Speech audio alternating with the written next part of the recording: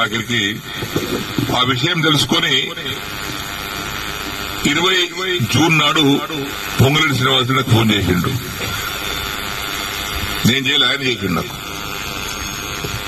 Cinema ఎక్కడున్నావంటే నేను బాన్సువాడకెళ్ళి బయలుదేరి హైదరాబాద్కి వస్తున్నా అన్నా. నీకేదో ప్రాబ్లం ఉన్నాయో చెప్పినవాట కదా మన రేవంత్ రెడ్డి గారి తమ్ముతో చెప్పిన. మా భాస్కర్ తోలేసి, నేను పోలే, భాస్కర్ తోలేసి. మరి సాయంత్రం ఇంటికి వస్తారా, ఉంటావా అన్నాడు. మరి ముఖ్యమంత్రి గారే వస్తున్నాంటే నేను ఎందుకు రావద్దంట. రండి అన్న. వచ్చాడు. నేను 6 గంటలకు చేరుకున్న 6:30కు వచ్చాడు. నీకేమేమైనా సమస్యలు ఉన్నాయంటే నాకు డబుల్ బెడ్రూమ్ ఒక 70 కోట్లు ఇవ్వాలి, కార్యకర్త చేసినటువంటి పనులు ఒక 100 కోట్లు ఇవ్వాలి,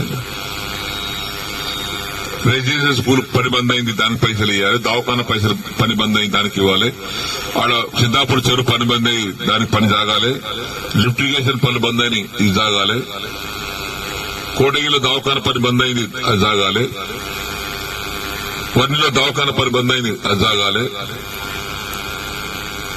మరి ఇవన్నీ నాకు ఆగిరంటే టక్కన ఫోన్ సీఎంతో కలిపాడు. ఫోన్